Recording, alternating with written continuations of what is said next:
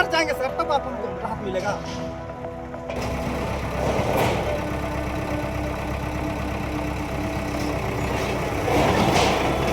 नमस्कार, जोहार। आप देख रहे हैं एचएनएन न्यूज। मैं हूं निशा मिश्रा।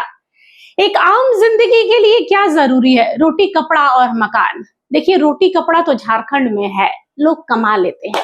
मकान का ही लोचा है। कभी सरकारी जमीन, कभी गैर सरकारी जमीन, कभी सीएनटी जमीन, कभी एसपीटी जमीन। इसके चक्कर में बुलडोजर चल जा रहा है।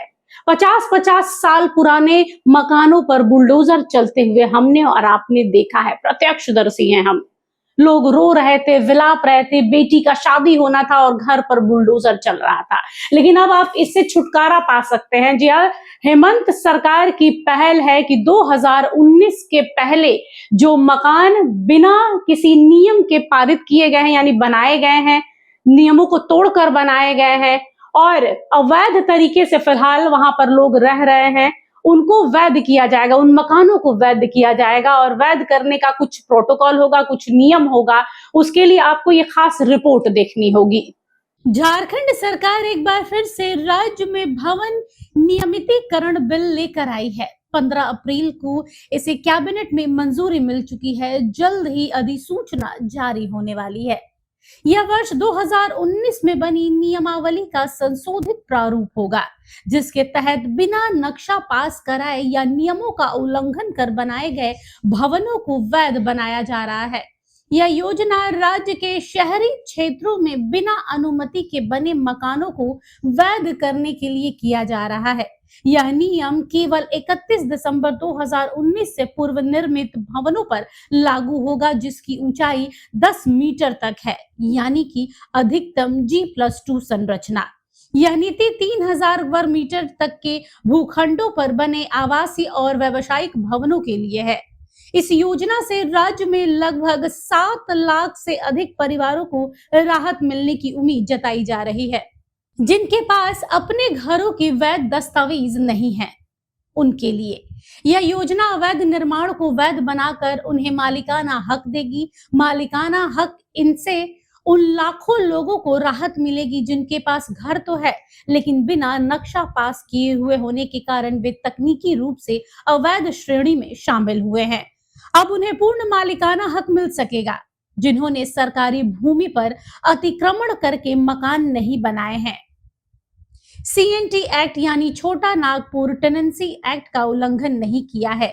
इस बिल के ऐसे लोगों को राहत देने की कोशिश की गई है जिन्होंने वैध तरीके से जमीन खरीद कर मकान बनाए हैं, लेकिन किसी कारणवश नक्शा पास नहीं करा पाए हैं। ऐसे भवनों को कुछ शुल्क देकर उनकी नियमित कर दिया जाएगा।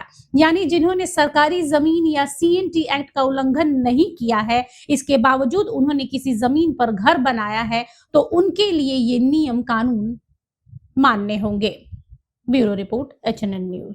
तो देखा आप लोगों ने, देखिए हेमंत सरकार अबुआ सरकार है।